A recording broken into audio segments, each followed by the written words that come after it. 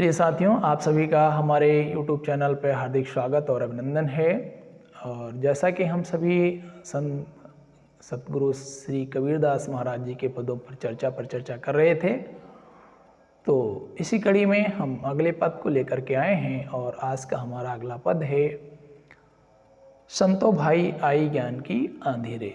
ये जो पद है, इस पद के माध्यम से सतगुरु संत श्री कबीरदास महाराज जी ने इस संसार में ज्ञान के प्रकाश से किन किन चीज़ों का प्रभाव कम पड़ जाता है, या ज्ञान के प्रभाव के फैलने से हमारे जो बाह्य आडंबर या जो भी भ्रम होते हैं, भ्रम किस प्रकार से हमारे दूर होते हैं, उसके विषय में यहाँ पे बतलाया गया है। तो आइए एक बार पद को पढ़ करके देखते हैं। संतो भाई आई ज्ञान की आंधी रे, भ्रम की टाटी सबे उड़ानी माया रहे ना बांधी रे। अर्थात जिन भ्रम की टट्टियों मतलब जो टट्टियाँ लगाई जाती है, टट्टियों के माध्यम से भ्रम की स्थितियाँ बनी हुई थी, वो सब टूट गई हैं। दुचते की दोय थून गिरानी मोह बलंडा टूटा। और दुचते अर्थात जिस प्रकार से आप बड़ेरी रखते हैं तो बड़ेरी में थून ही लगानी पड़ती है, तो दुचते की दोय थून उड़ानी मोह बलंडा टूटा। और तिसना छान परी पर घर ऊपर दुमति भांडा फूटा। तिसना छान परी, और इसके ऊपर से जो तिसना है वो गिर परी, जो छानी परी हुई थी, अर्थात जो तिसना का माया मोह आकर्षण का सब व्यक्ति के ऊपर बोझ लदा हुआ था, वो सब क्या है, गिर गया, फूट गया, बलंडा टूटा। आंधी पाछे जो जल बरसे तिह जेला तेरा जल भीना। और उसके बाद जो यह भ्रम की छांदी टूट जाने के बाद जो ज्ञान का प्रकाश हुआ, उसमें जो जन है वह भीग गया, अर्थात ज्ञान से प्रकाशित हो गया। कहे कबीर मग भया प्रकाशा उदय भान जब छीना। कहते हैं इस प्रकार से व्यक्ति के हृदय में क्या होता है, प्रकाश होता है, ज्ञान का प्रकाश होता है, जब वह अपने हृदय के ज्ञान के प्रकाश को समझ लेता है, या उसे जान लेता है, या ज्ञान के महत्व को समझ लेता है। तो साथियों, व्याख्या की ओर बढ़ते हैं। यहाँ पर क्या पहली पंक्ति में बताया गया, संतो भाई आई ज्ञान की आंधी रे। यहाँ पर आंधी के रूपक के रूप में ज्ञान के महत्व पर प्रकाश डाला गया है, या ज्ञान के महत्व को बतलाने का प्रयास किया गया है।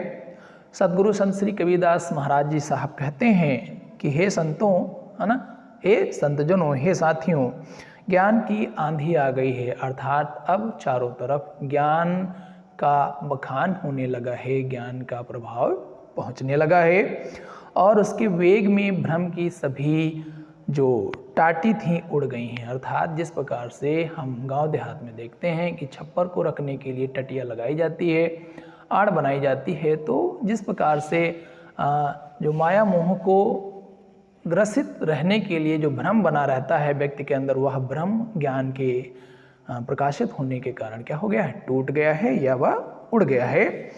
अब उसे माया के बंधन में से बांध कर रखना संभव नहीं है। अर्थात जब ज्ञान का प्रकाश हो गया है, तो जो जीव आत्मा है उसे माया के बंधन में बंध कर रहना नहीं पड़ रहा है, अर्थात वह उससे मुक्त होने के लिए स्वतंत्र हो गई है। विषया शक्ति कहते हैं, दुचते की दोय थून गिरानी मोह बलंडा टूटा। कि दुचते माने जिस प्रकार आप देखते हैं कि जो हम बड़ेरी रखते हैं तो उसमें जो थुनियाँ लगाई जाती हैं, तो ठीक उसी प्रकार जो इस संसार में मनुष्य है वह भ्रम में पड़ा रहता है कि इसमें विषयासक्त और बाह्य आचार। विषयासक्त अर्थात जो भोग विलास की वस्तुएं हैं उन विषयों में आसक्त रहता है, और बाह्य आचार अर्थात वह विविध प्रकार के आचरण करता है, जैसे कि फूल माला चढ़ाना, पूजा पाठ करना, है ना, स्नान ध्यान करना। तो इन सब बातों का जो भ्रम था वह दुचते की जो धुनी थी, ये बाह्याचार और विषय आसक्ति, ये दोनों ही ज्ञान के प्रकाश के माध्यम से टूट गई हैं, गिर गई हैं। हाँ, मोह का बड़े टूट गया है, मोह बलंडा टूटा मतलब, और उसके ऊपर जो थुनियों के ऊपर मोह रूपी एक जो बड़ेर पड़ी हुई थी, मोह की एक जो बहुत बड़ी दीवार व्यक्ति के ऊपर खड़ी थी। दीवार का मतलब है मोह का आकर्षण जो पड़ा हुआ था, मोह का आकर्षण वह टूट गया है। तृष्णा का छप्पर धराशायी हो गया है।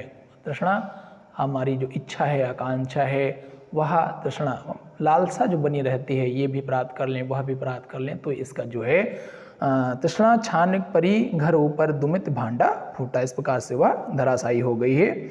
और उसके कारण दुर्बुद्ध रूपी बर्तन आदि जो छप्पर में रखे थे फूट गए हैं। किस रूप में? दुर्बुद्ध रूपी, अर्थात जो मनुष्य है कुबुद्धि के चक्कर में पड़ करके तरह तरह के कर्म कांड करता है, तरह तरह के बाह्य आचार करता है, वह जो बड़ेर के ऊपर छप्पर के रूप में पड़े थे, जिस प्रकार बड़ेर की थूनी गिरने से छप्पर गिर जाता है, ठीक उसी प्रकार विषयासक्ति और बाह्य आचार रूपी जथूनियाँ गिरने से वह जो भ्रम की स्थिति है वह भी टूट गई है। आंधी के बाद, है ना, आंधी के बाद जो भक्ति जल की वर्षा हुई उससे भक्तजन आपाद मस्तक भीग गए हैं। और कहते हैं कि आंधी पाछे जो जल बरसे, और इस प्रकार ज्ञान की आंधी आने के बाद, अर्थात ज्ञान की चर्चा परिचर्चा होने के बाद ज्ञान का जो महत्व है, उस महत्व में या उस महत्व के कारण जो जन समुदाय है या जो संत जन हैं, उनका जो पूरा अंतर हृदय है वो क्या हो गया है? जागृत अवस्था में आ गया है। अर्थात आपाद मस्तक, अर्थात पैर से सिर तक, आपाद मस्तक मतलब पैर से लेकर सिर तक क्या हो गया है? वो ज्ञानवान हो गए हैं, हर एक बात को, हर एक स्थिति को पहचान सक रहे हैं। बरसते ही तेरा जन भीना, और उस ज्ञान की वर्षा में जो तेरा जन है, अर्थात ये जो संत जन हैं, वो क्या हो चुके हैं? उसके लाभ से सिक्त हो चुके हैं, उसके लाभ को जान चुके हैं। कहें कबीर मग भया प्रकाशा, और उसके ज्ञान के जान लेने के बाद मग भया प्रकाशा, अर्थात उसके मन में और उसके मस्तिष्क में क्या हो गया है? प्रकाश हो गया है। अर्थात वह भ्रम से निकलने की उस स्थिति में आ गया है कि वह उस भ्रम का क्या कर सके? विरोध कर सके। मग भया प्रकाशा उदय भान जब चिन्हा, तो क्या हो गया है? ज्ञान सूर्य का उदय होने पर भक्त के मन में दिव्य प्रकाश हो गया है, अर्थात अंतर्मन उसका जागृत अवस्था में आ गया है और हो गया है, और उसने अपने स्वरूप को पहचान लिया है। क्या कहने का मतलब है? मग भया प्रकाशा उदय भानु जब चीना, उदय भानु जब चीना, उसने जब अपने ही स्वरूप को, है ना, कि वह किस लिए बना है, संसार में किस लिए आया है, इस बात को जब मनुष्य ने जान लिया है, तो वो क्या हो गया है? इस विषय की विषय आसक्ति के भ्रम से बाहर निकल आया है साथियों। और इस प्रकार इस पद के माध्यम से संत गुरु संत श्री कबीरदास महाराज जी ने ज्ञान के महत्व को बतलाने का प्रयास किया है। आइए देखते हैं इसमें विशेष क्या कहा गया है। तो यह पद लोक अनुभव पर आधारित होने के कारण बहुत मर्मस्पर्शी हो गया है। लोक अनुभव के कारण मतलब साथियों जैसे बताया गया कि संतो भाई आई ज्ञान की आंधी रे, जिस प्रकार आंधी के आने से जो ऐसे छप्पर होते हैं जिनकी कोई बहुत ज़्यादा मजबूती नहीं होती है, वो उड़ जाते हैं, टूट फूट जाते हैं, टटियाँ उनकी टूट जाती हैं। ठीक उसी प्रकार जो भ्रम की स्थितियाँ हैं, है ना, जो दुविधा की स्थितियाँ हैं, वह भी जिनकी कोई मजबूत प्रमाण नहीं है, वह भी ज्ञान के तर्कशीलता के स्थिति में वह भी क्या होते हैं? बिखर जाते हैं, वह भी इधर उधर हो जाते हैं। सांग रूपक रूप का अतिशयोक्त अलंकार की योजना की गई है। सांग रूपक मतलब यहाँ पे रूप का अतिशयोक्त अलंकार है, अर्थात यहाँ पे ज्ञान के महत्व को क्या है? बहुत बढ़ चढ़कर बतलाया गया है। अर्थात ज्ञान का यदि व्यक्ति के हृदय में इसका स्वाभाविक ज्ञान का प्रकाश ना हो तो वह क्या कर सकता है? भ्रम की स्थिति में पड़ा रह सकता है। अतः ज्ञान बहुत ही आवश्यक है समाज में, उसके अपने अंतर हृदय को जगाने के लिए और समाज के साथ सद्व्यवहार या सदाचरण करने के लिए भी हमारे अंतर हृदय में ज्ञान का होना परम आवश्यक हो जाता है। तो इस प्रकार साथियों इस पद की चर्चा यहीं पर समाप्त होती है। हम अगले पद में मिलेंगे, तब तक के लिए धन्यवाद।